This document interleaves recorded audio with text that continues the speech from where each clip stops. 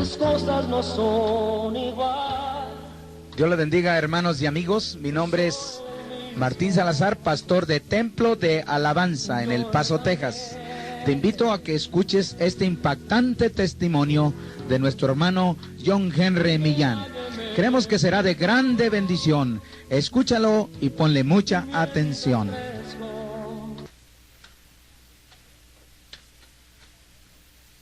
El ladrón no viene, ¿qué más dice? Y matar, ¿y qué? Y destruir. Repitamos esto. El ladrón no viene sino para hurtar y matar y destruir. Pero qué palabras tan consoladoras las que a continuación siguen. ¿Qué dice el Señor? Yo he venido para que tengas vida. ¿Y vida en qué? En abundancia. Con esto, hermano, vamos a dar inicio a lo que vamos a compartir en esta tarde, según lo que Dios coloque en nuestro corazón. Quiero hacer énfasis en algo que es muy importante, y es cómo el ladrón está destruyendo a miles y miles de jóvenes en el mundo. Por un tiempo he sido pastor de las dos pandillas más grandes de East LA y South Central en California, Florencia 13 y 18, donde a cada fin de semana gran cantidad de jóvenes hispanos pierden la vida por conflictos de armas contra negros o samoanos.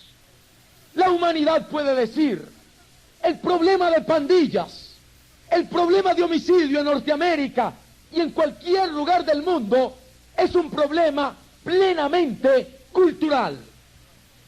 Pero yo creo en esta mañana que es un problema espiritual.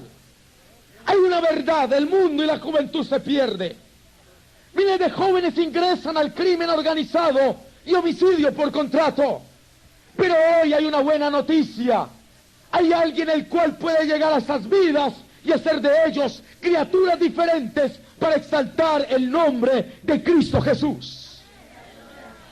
Porque lo que es imposible para la ciencia, lo que es imposible para la medicina, para la parapsicología, es posible para Dios. El ladrón viene, ¿a qué? A hurtar, ¿qué más?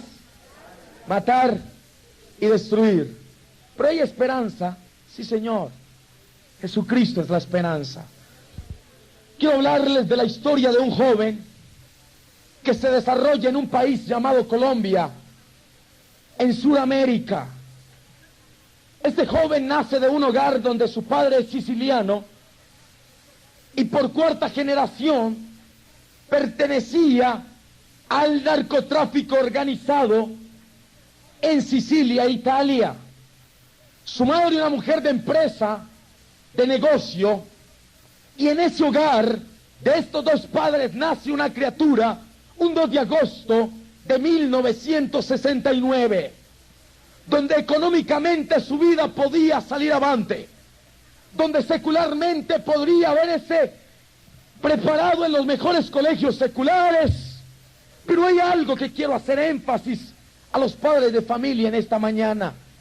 A ese joven le faltaba lo más importante para la formación de un niño o una persona en desarrollo: el amor. Aunque todo lo tenía, este joven no tenía absolutamente nada, porque él era carente de amor. Él comenta cuando narra su historia de que era difícil saber y darse cuenta que estaba en un medio de posibilidades, pero al arrimarse a papá, al arrimarse a mamá, era una criatura rechazada por aquellos que le habían otorgado la vida.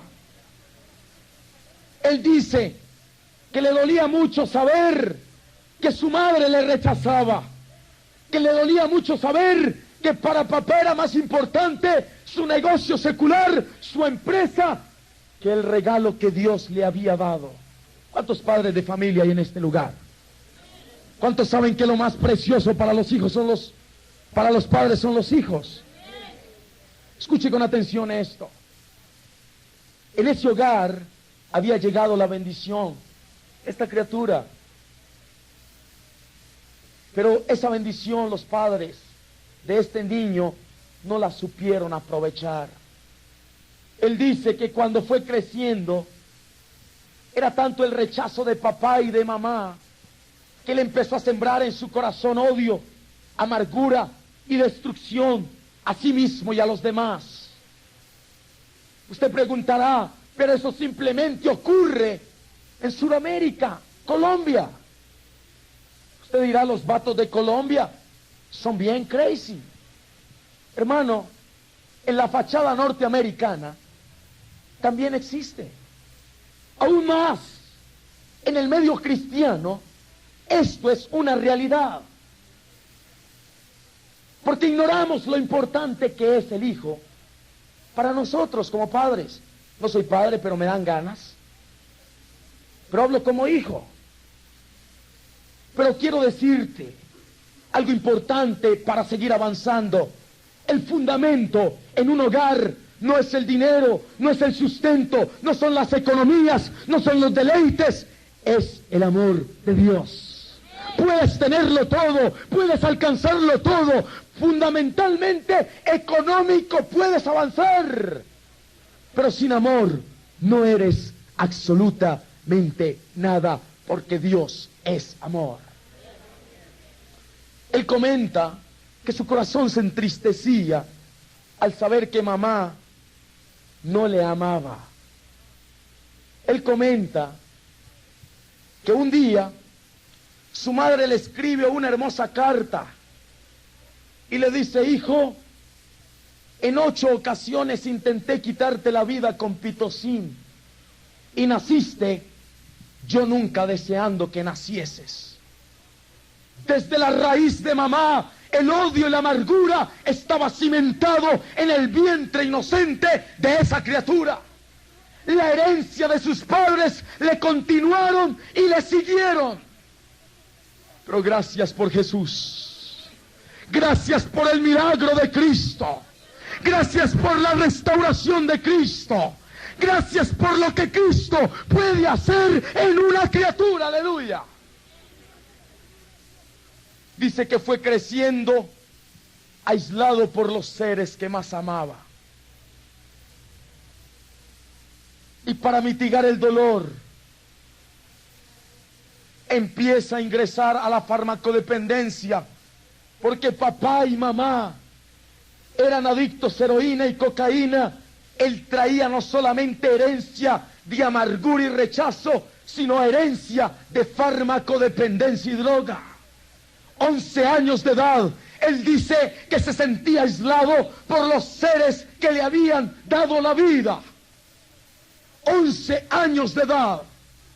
Y comenta este joven que para poder mitigar el dolor, para poder apartarse de esa realidad, empieza fumando marihuana, caminando en algodón. Era vegetariano el chavo.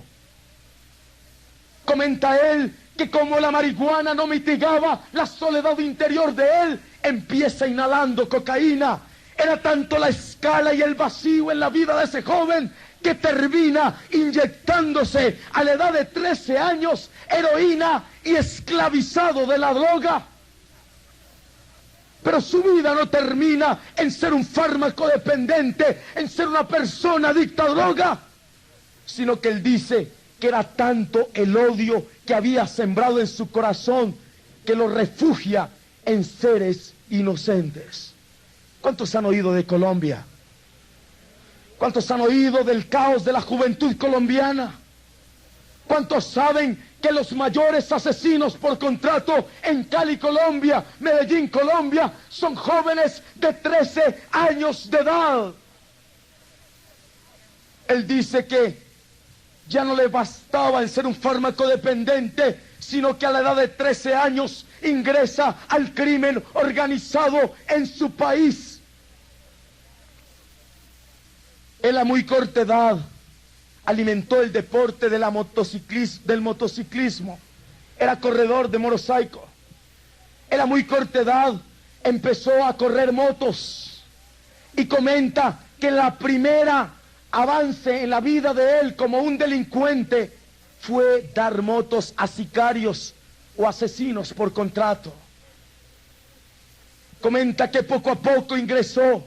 Cuando tenía la edad de 16 años, la vida de este joven estaba tan marcada de odio, tan marcada de dolor, que ya era un hitman, asesino por contrato en Cali, Colombia, donde lo rechazaba no solamente mamá, no solamente papá, sino una sociedad que está harto de lo que es la violencia en ese país.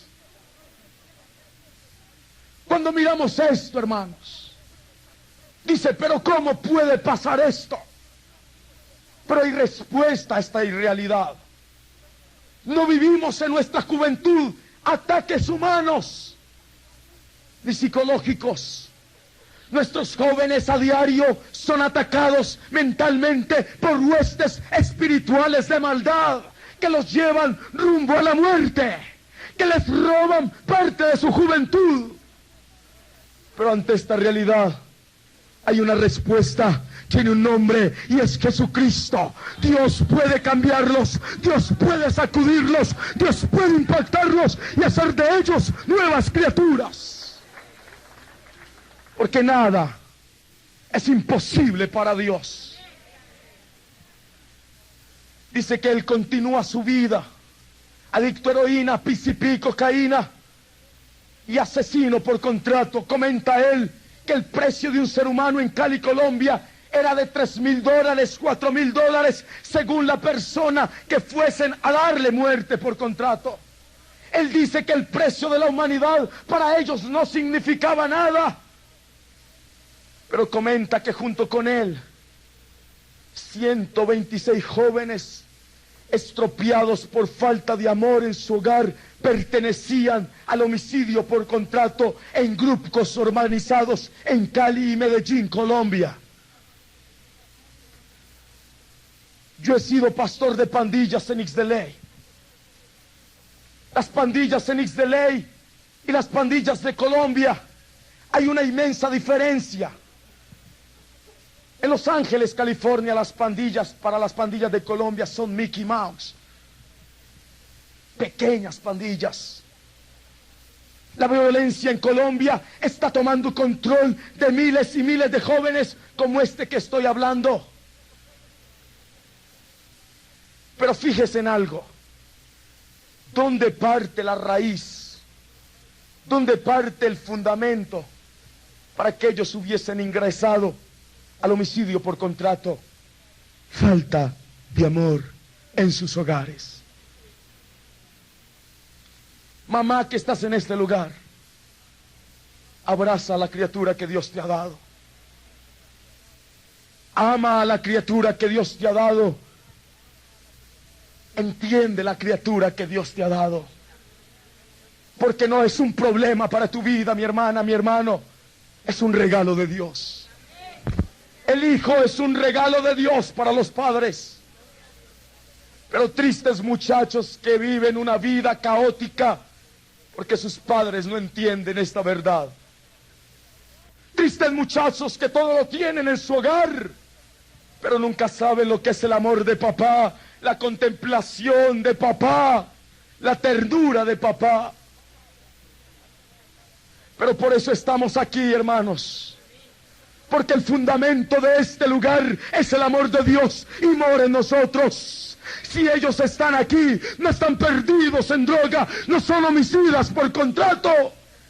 Es un momento que cuando vengamos al templo, levantar las manos y alabar a Dios, porque esa maldición no ha alcanzado tu hogar. Y alaba a Cristo, porque eso es bendición para ti. ¡Aleluya!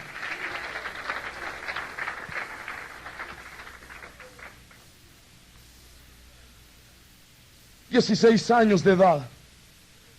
...126 jóvenes... ...homicidas por contrato... ...el líder de ellos... ...comenta él que entre sus compañeros... ...estaba su mejor amigo... ...hijo del senador doctor Sigifredo Escobar... ...en la República de Colombia... Dice que era tanto el vacío de su amigo por parte de sus padres, era tanto el vacío de su amigo por no haber recibido amor, que no simplemente era un homicida por contrato, sino que hacía pacto de sangre con Satanás a una religión llamada Yoruba que fluye en Brasil. Comenta él que su amigo, para poder hacer homicidio por contrato, primero tenía que hacer sacrificios de muerte, comer personas para tener fuerzas, ir y hacer homicidios por contrato. Dice que un ciclo de jóvenes así como él vivían una vida de miseria a muy corta edad en Cali, Colombia. El ladrón ha venido a robar, matar y destruir. El blanco es la juventud. El punto de partida para la destrucción de la humanidad por parte de Satanás son nuestros jóvenes. En Colombia el caos del homicidio es una realidad viviente todos los días.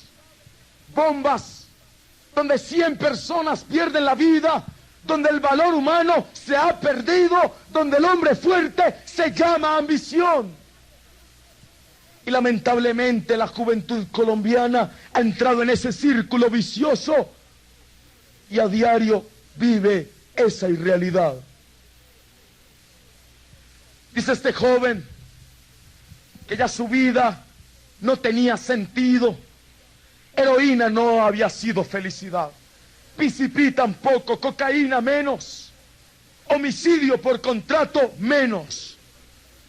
Comenta que cuando él dormía veía sangre en la comida y para poder consolar el sueño tenía que inyectarse heroína y vivir una fantasía y una ilusión para dormir. Dice que un día en la desesperación se va a disipar el panorama de la inmensa irrealidad que estaba viviendo en Río de Janeiro, Brasil, en el carnaval de samba. Qué bonito lugar cogió el chavo, ¿eh? Para quitar de su mente lo que estaba viviendo. Comenta que él, al estar sentado fumando marihuana en Copacabana, Brasil, unas playas muy famosas, mira a una joven muy decente caminando y lo queda viendo profundamente a su vista y le dice: eres miserable. Él le pregunta: ¿por qué me dices miserable? Ella le responde: porque marihuana no será solución nunca a tus problemas, cobarde. Hay algo mejor, tiene un nombre y es Jesucristo. Oh, la misericordia de Dios le seguía. Dios tenía algún propósito con él. Dios tenía la pauta para hacer un paréntesis en la vida de aquel joven. Y en ese lugar, por primera vez, Dios sembró la semilla. ¿Cuántos creen conmigo que la palabra nunca llega vacía a ningún corazón?